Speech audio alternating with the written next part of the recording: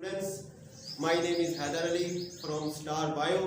आज मैं जिस टॉपिक को डिस्कस करूंगा वो है होम्योस्टेसिस। होम्यो का मतलब होता है सेम, स्टेटिस का मतलब होता है कंडीशन। अब देखिए स्टूडेंट के हर स्पीशीज ने जब एवोल्यूशन के अमल से डिवेल्प हुई तो उन्होंने खास किस्म के करेक्टरिस्टिक्स डिवेल्प कर लिए, यानी उनकी बॉडी का टेम्परेचर कितना होगा, उनके अंदर वाटर और साल्ट्स की मिकदार कितनी होगी, ये सारी उसकी क्या कहलाती है, ये सारी उसकी इंटरनल इन्वायरमेंट जो है वो कहलाती है। जिस तरह इंटरनल इन्वायरमेंट होती है, हर स्पीशीज के बाहर जो है एक और इन्वायरमेंट होती है जिसे कहते हैं एक्सटर्नल इन्वायरमेंट। एक्सटर्नल इन्वायरमेंट में हर वक्त क्या होती रहती है, चेंजिंग्स होती रहती हैं, लेकिन जो इंटरनल इन्वायरमेंट होता है उसको प्रोटेक्ट करना पड़ता है। इंटरनल इन्वायरमेंट जो है वो रेजिस्ट करती है एनी चेंजिंग जो एक्सटर्नल इन्वायरमेंट में हो रही होती है, उसके खिलाफ इंटरनल इन्वायरमेंट क्या करती है, वो मजामत करती है। इस मजामत करने का नाम क्या कहलाता है, होम्योस्टेसिस। तो होम्योस्टेसिस को अगर हम डिफाइन करें, डेफिनेशन उसकी देखें तो प्रोटेक्शन ऑफ इंटरनल इन्वायरमेंट, अंदरूनी माहौल की हिफाजत करना, from the harms of fluctuation of external environment is called homeostasis. बैरूनी माहौल में चाहे जो मर्जी फ्लक्चुएशन होती रहे, चेंजिंग होती रहे, लेकिन इंटरनल इन्वायरमेंट को प्रोटेक्ट करना क्या कहलाता है, वो होम्योस्टेसिस कहलाता है। वो कौन से कंपोनेंट्स हैं? वैसे तो बहुत सारे कंपोनेंट्स हैं जो वेरीज करते हैं, वाटर, साल्ट, टेम्परेचर, ये वो कंपोनेंट्स हैं वो जो एक्सटर्नल इन्वायरमेंट में ज्यादा से ज्यादा जो है वो क्या करते हैं, वेरी करते हैं। अब अगर हम देख लें तीन तरह के जुम्से हैं वो सब टाइप्स अगर हम डिस्कस करना चाहें, osmo regulation, excretion and thermo regulation. Osmo regulation क्या है, वाटर और सॉल्यूट की मिकदार को मेंटेन रखना between organism and the environment is called osmo regulation. Excretion क्या है, आपको पता है हमारी बॉडी के अंदर हर वक्त नाइट्रोजीनियस हर वक्त जो है वो मेटाबॉलिक वेस्ट प्रोड्यूस होते रहते हैं, जिनकी वजह से क्या प्रोड्यूस होता है, बहुत सारे वेस्ट प्रोड्यूस होते हैं। इनमें से जो सबसे इंपॉर्टेंट है वो है नाइट्रोजीनियस वेस्ट। जब हम एक्सक्रीशन की टर्म यूज करते हैं तो इसका मतलब क्या होता है कि नाइट्रोजीनियस वेस्ट को बॉडी से जो है वो बाहर निकालना, और नाइट्रोजीनियस वेस्ट जो है इसकी बाहर से जो बाहर निकालने का जो अमल है वो किसके ऊपर डिपेंड करता है, वो वाटर की अवेलेबिलिटी के ऊपर जो है डिपेंड करता है। थर्मो रेगुलेशन क्या है, टेम्परेचर को मेंटेन रखना। बैरूनी इन्वायरमेंट में जो मर्जी टेम्परेचर होता रहे, लेकिन टेम्परेचर को एक खास रेंज में मेंटेन रखना क्या कहलाता है, थर्मो रेगुलेशन जो है वो कहलाता है। अब अगर हम देखें ये जो एक्सटर्नल इन्वायरमेंट है ये वेरी करती रहती है।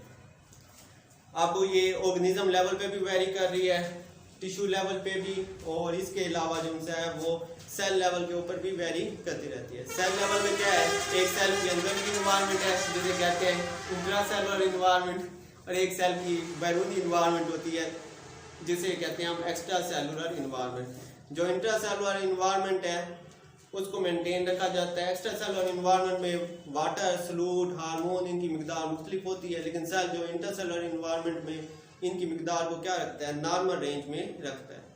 अब इंपॉर्टेंस ऑफ होम्योस्टेसिस देख लें तो होम्योस्टेसिस किसी भी स्पीशीज को अपने माहौल को अडॉप्ट करने में, अपने माहौल में होने वाली चेंजेस को बर्दाश्त करने में जो हेल्प करती है।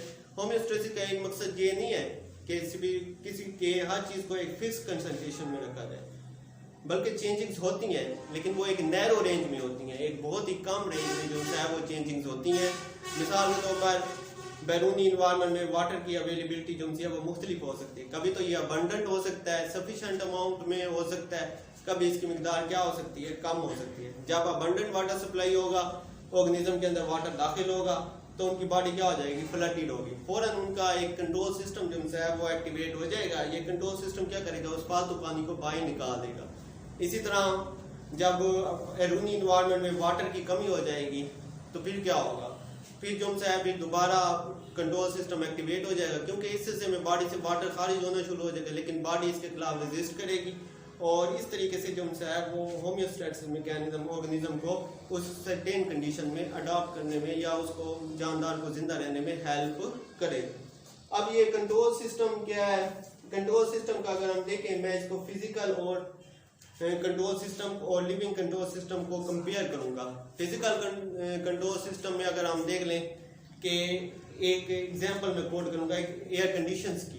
अगर एयर कंडीशंस को मैं सेट करता हूँ 26 डिग्री सेंटीग्रेड पे, तो एयर कंडीशन के अंदर जो सेंसर होता है वो टेम्परेचर को मॉनिटर करता है और इसकी इतला किसको दे देता है, कंट्रोल सिस्टम तक। जैसे ही टेम्परेचर 26 से कम होता है, 25 होता है, 24 होता है, तो वो स्विच ऑफ हो जाता है। जैसे ही टेम्परेचर रूम का 26 से बढ़ेगा, 27 होगा, 28 होगा, तो वो दोबारा क्या हो जाएगा, एयर कंडीशन का जो कंट्रोल सिस्टम है वो एयर कंडीशन को दोबारा क्या कर देगा, वो दोबारा स्विच ऑन कर देगा। इस तरह जो लिविंग ऑर्गेनिजम्स हैं उनके अंदर जो कंट्रोल सिस्टम होता है वो किस पर मुश्तमिल होता है, वो रिसेप्टर्स पर मुश्तमिल होता है। ये रिसेप्टर्स चेंजेस को डिटेक्ट करते हैं और इसकी इतला किसको देते हैं, कंट्रोल सिस्टम को देते हैं, और फिर कंट्रोल सिस्टम जो उनसे अफेक्टर्स के जरिए रिस्पॉन्स जो उनसे है वो जाहिर करता है। अब मिसाल के तौर पर हमारी बॉडी का टेम्परेचर जो उनसे है वो बढ़ रहा है, तो इसकी इतला किसको पहुंचेगी, कंट्रोल सिस्टम यानी ब्रेन तक पहुंचेगी। ब्रेन क्या करेगा, ब्रेन जो है हमारी बॉडी के वार्म सेंसेस के रेस्पॉन्स के तौर पर कूलिंग सिस्टम को, जब हमारी बॉडी का टेम्परेचर वार्म हो रहा है तो कूलिंग जो रिसेप्टर्स हैं वो हमारी बॉडी के टेम्परेचर को कूल करेंगे। तो ये जो मैकेनिज्म है जिसके जरिए होम्योस्टेसिस का मैकेनिज्म हुआ है उसको हम फीडबैक मैकेनिज्म भी कहते हैं। फीडबैक मैकेनिज्म क्या होता है कि डिटेक्शन ऑफ चेंजेस को डिटेक्ट किया जाता है, इसमें इतला कंट्रोल सिस्टम को दी जाती है और कंट्रोल सिस्टम फिर क्या जाहिर करता है, रेस्पॉन्स जाहिर करता है। फीडबैक मैकेनिज्म देखें दो तरह का है, पॉजिटिव भी है, नेगेटिव भी है। लेकिन यहाँ पे जब अगर मैंने जो एग्जांपल कोड किया है कि वार्म के बॉडी का टेम्परेचर वार्म हो रहा है और हमारा जो कंट्रोल सिस्टम है वो बॉडी को कूल करेगा, ये नेगेटिव है। नेगेटिव क्यों है, क्योंकि इनवर्स रिस्पॉन्स हो रहा है, बॉडी का टेम्परेचर बढ़ रहा था और रिजल्टेंट क्या हुआ कि जो बॉडी का टेम्परेचर जो है उसको कम किया गया, कूलिंग सिस्टम जो है उसको एक्टिवेट किया गया। तो ये थोड़ा टॉपिक था होम्योस्टेसिस के बारे में। आपको अगर मेरा लेक्चर अच्छा लगे तो इसको लाइक कीजिएगा, सब्सक्राइब भी कीजिएगा और इंशाल्लाह अल्लाह हाफिज़।